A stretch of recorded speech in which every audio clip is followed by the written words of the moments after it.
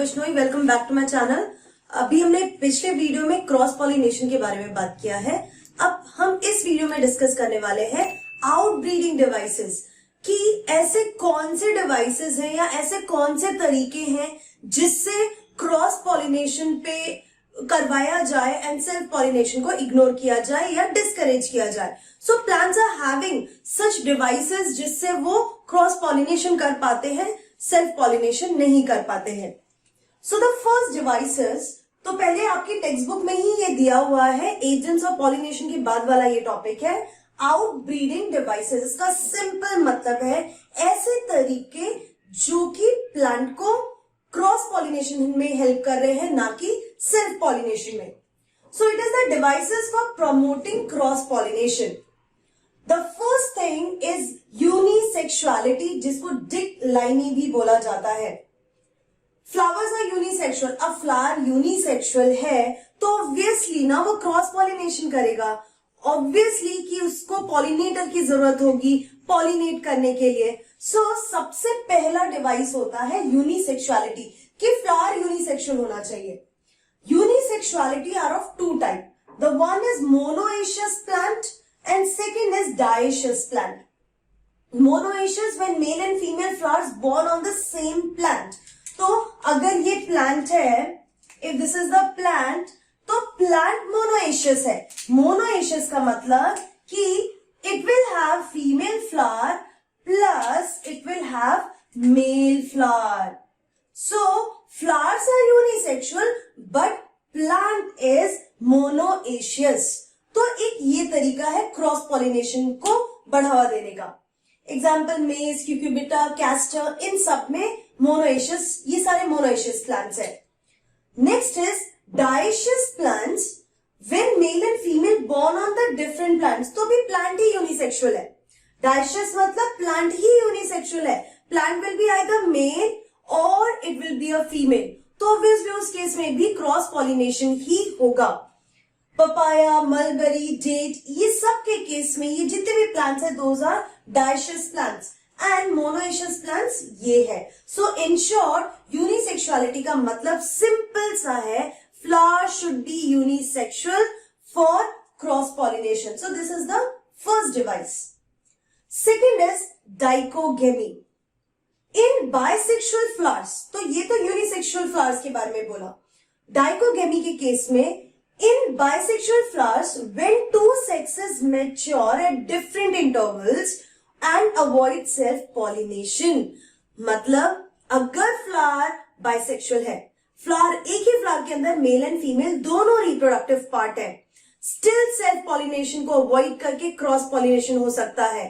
The thing is dichogamy, it means The two sexes should mature at different time।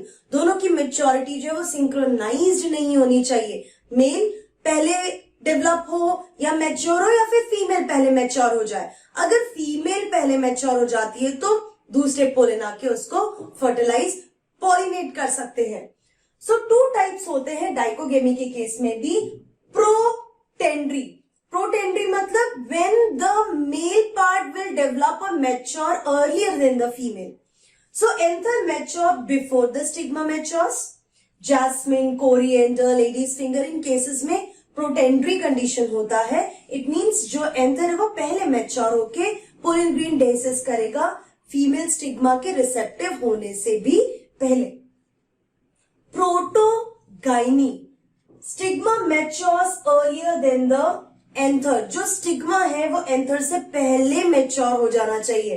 इसका simple सा मतलब है कि जो स्टिग्मा है वो पहले रिसेप्टिव हो जाएगा तो कोई और प्लांट का पोलन आके इनको फर्टिलाइज कर देगा, पॉलिनेट पहले कर देगा before its own male reproductive part और इट्स ओन पोलन ग्रेन। तो डाइकोगेमी में ये दो टाइप है। तो अभी हमने पढ़ा कि फ्लावर फर्स्ट डिवाइस क्या है, unisexuality, flower should be unisexual. और डाइकोगेमी मतलब flower should be bisexual but दोनों का जो मैच्योरेशन है वो डिफरेंट टाइप पे होगा, तभी क्रॉस पॉलिनेशन हो सकता है, वरना पॉसिबल नहीं है। Now let's move on to the next devices. So third device is heterostyly. Hetero मतलब होता है डिफरेंट, स्टाइलिन मतलब जो स्टॉक है उसकी length. So there will be different length of the style or filament. Styles and stamen at different. Simple मतलब है कि स्टाइल और फिलामेंट की लेंथ डिफरेंट होने की वजह से उनके बीच में डिस्टेंस आ जाता है. Long style but short stamen. अगर किसी फ्लावर में जो स्टाइल है वो लॉन्ग हो और स्टेमेन छोटा हो, उसको हम बोलते हैं आई. तो कैसा होगा ये? Suppose this is the stigma, style and ovary. Anthers will be present like this. ठीक है. So what this type of arrangement is called pin eyed arrangement. Second होता है short styles but long stamen. Short style but long stamen. इसके case में क्या होगा कि जो ये जो है gynoecium is short, whereas जो एंथर है उनकी हाइट ज्यादा है, like this. So this is what called थ्रम आइड. तो यहां पे सिंपल ये मतलब है इनके स्टाइल ऑफ फिलामेंट की लेंथ डिफरेंट होने की वजह से इनके बीच में डिस्टेंस होता है, और उसकी वजह से अब सपोज इसके केस में क्या हुआ, लेंथ ज्यादा होने की वजह से अगर कोई भी विंड के थ्रू या इंसेक्ट के थ्रू पोलन ग्रेन सारे, they can easily come and they can make the pollen tube, they can germinate on it. Second is prepotency. Prepotency is pollen grains grows more rapidly over the stigma of another flower as compared to its own stigma. मतलब suppose कोई plant, कोई flower A है, उसका pollen grain B flower के stigma पे जल्दी grow हो जाएगा as compare to on its own stigma. That is called prepotency. Example है apple and grapes.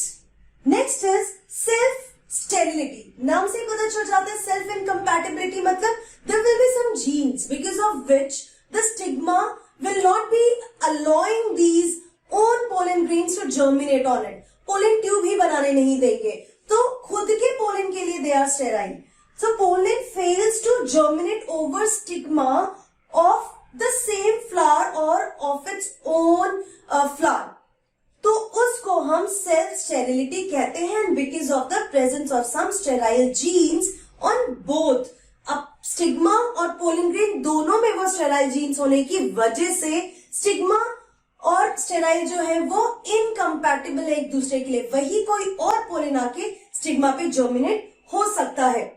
Now the last device is herkogamy. The last device is herkogamy. Herkogamy में flower is bisexual और वो mature भी हो रहे हैं same time पे. Still there will be no self pollination. वहां पे भी क्रॉस पॉलिनेशन ही होगा.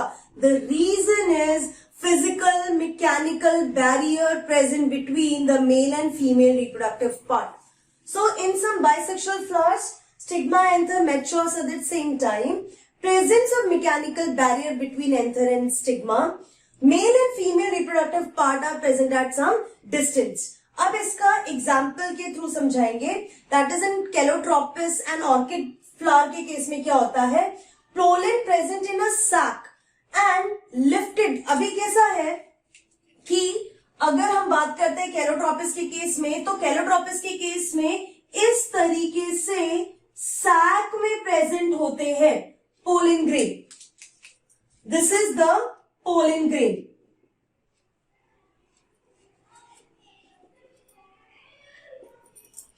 Fine. So इस स्ट्रक्चर को, this sac like structure is known as pollinia and this pollen grains are present in this sac like structure.